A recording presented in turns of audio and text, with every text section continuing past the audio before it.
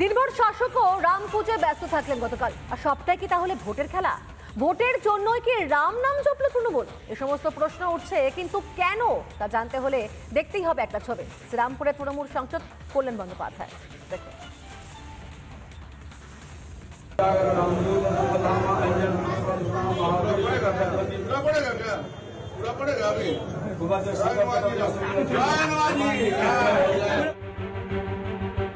শুনলেন কি বলছেন শ্রীরামপুরের তৃণমূল সাংসদ? আরো একবার মন দিয়ে শুনুন।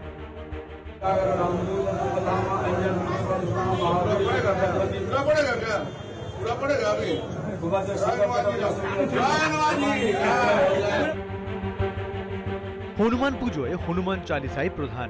সেই হনুমান চালিসা পুরো পাঠেই নাকি আপত্তি তৃণমূল সাংসদ কল্যাণ বন্দ্যোপাধ্যায়। বেজার মুখে জানতে চাইছেন, পুরো হনুমান চালিসাটাই পাঠ হবে নাকি?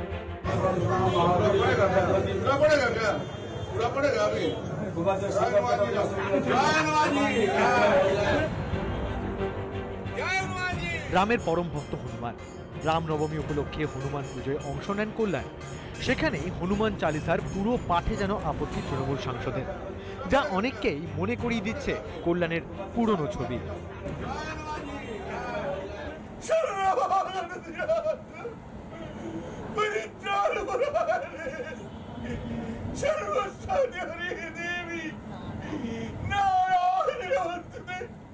দেবী প্রতিমার সামনে হাউ হাউ করে কান্না কল্যাণের। শুধু তাই নয়, ভক্তি ভরে দুর্গা পুজোও করতে দেখা গিয়েছে কল্যাণকে।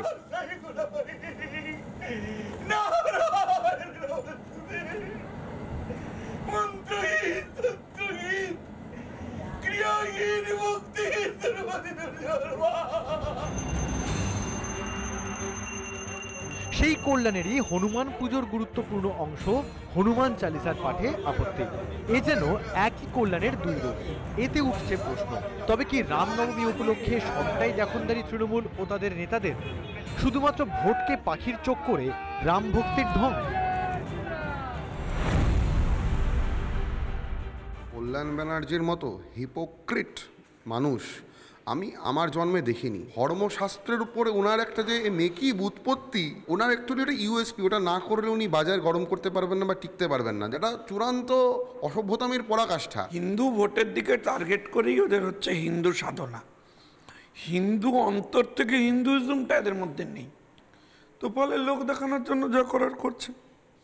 ভালো উকিল হতে পারেন, ভালো পুরুত মশাই ঠাকুর মশাই এখনো হতে পারেননি কল্যাণ বন্দ্যোপাধ্যায়। যে কল্যাণকে দেবীর পুজোয় হাউ হাউ করে কাঁদতে দেখেছে বাংলা, সেই কল্যাণেরই হনুমান চালিসার পুরো পাঠে আপত্তি। যা দেখে সকলেই বলছেন, রামনবমীর আবহে কল্যাণের এই কীর্তিতে প্রকাশ্যে ভণ্ডামি। রিপাবলিক বাংলা। রামনবমীতে রাম মন্দিরে শিলান্যাস। নন্দীগ্রামে অযোধ্যার রাম মন্দিরের আদলে মন্দিরের শিলান্যাস শুভেন্দু অধিকারী। ভিত্তিপ্রস্তর স্থাপনের পরে শুভেন্দুর চড়া সুর। নন্দীগ্রামে দাঁড়িয়ে দীঘার জগন্নাথ মন্দির নিয়ে চ্যালেঞ্জ ছুড়লেন বিরোধী দলনেতা।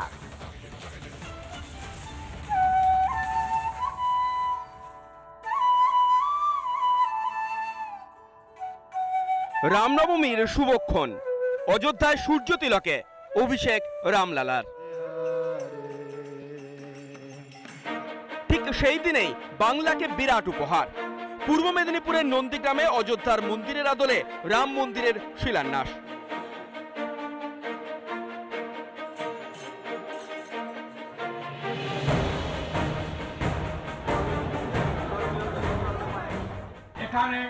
এখানে 4 বিঘা জমির উপরে, এই খণ্ড জমির উপরে আমরা ঠিক অযোধ্যার ফৈজাবাদের আদলে, রাম মন্দিরের আদলে নির্মাণ কার্য শুরু করব। যেমন কথা তেমন কাজ। গত 22শে জানুয়ারি অযোধ্যার রাম মন্দিরের বর্ষপূর্তি উপলক্ষে নন্দীগ্রামের সোনাচূড়ায় রাম মন্দির তৈরি হবে বলে জানিয়েছিলেন শুভেন্দু অধিকারী। সেই মতো রামনবমীর পুণ্য লগ্নে হয়ে গেল শিলান্যাস। সাধু সন্তদের উপস্থিতিতে চলল হোম যজ্ঞ। 4 বিঘা জমির ওপর তৈরি হবে মন্দির। মন্দিরের সঙ্গেই হবে অতিথিশালা, গোশালা। এছাড়া তৈরি হবে আয়ুর্বেদিক ও হোমিওপ্যাথিক চিকিৎসা কেন্দ্র। কোনো সরকারি অর্থে হবে না। আমরা হিন্দুদের কাছ থেকে আমি দায়িত্ব নিয়ে আমার শুভানুধ্যায়ীদের কাছ থেকে সব জোগাড় করে আপনাদের এই মন্দির অতি তাড়াতাড়ি সম্পূর্ণ করে আরো বড় অনুষ্ঠান করে আমি এর উদ্বোধন করব। শুধু মন্দির নয়, মন্দির সংলগ্ন জায়গায় অতিথি নিবাস হবে, ভোগশালা থাকবে, গোশালা থাকবে। অক্ষয় তৃতীয়াতেই পুরীর আদলে তৈরি দীঘার জগন্নাথ মন্দিরের উদ্বোধন, তার আগেই নন্দীগ্রামে রাম মন্দিরের শিলান্যাস। সেই মঞ্চ থেকেই চ্যালেঞ্জ ছুড়ে দিলেন শুভেন্দু অধিকারী। আমি তো চ্যালেঞ্জ দিয়ে বলি, পুরীর আদলে মন্দির করছেন, বলছেন পুরীর মন্দিরের গেটে লেখা আছে হিন্দু ব্যতীত কারোর প্রবেশাধিকার নেই। পারবেন তো এ রাজ্যের মুখ্যমন্ত্রী লিখতে পারবেন যে এই স্থানে হিন্দু ছাড়া কেউ ঢুকতে পারবে না? শ্রীরামের জন্মতিথিতে নন্দীগ্রামে রামের মন্দিরের শিলান্যাস। নিজের বিধানসভা কেন্দ্রে দাঁড়িয়ে মমতার স্বপ্ন দীঘার জগন্নাথ মন্দির নিয়ে চ্যালেঞ্জ শুভেন্দুর। এভাবেই যেন 26-এর আগে পারদ চড়ছে নন্দীগ্রামে।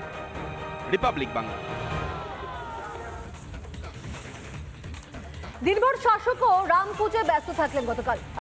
নানা ধরনের কন্টেন্ট দেখার জন্য লাইক করুন, শেয়ার করুন আমাদের ফেসবুক পেজ, সাবস্ক্রাইব করুন আমাদের ইউটিউব চ্যানেল।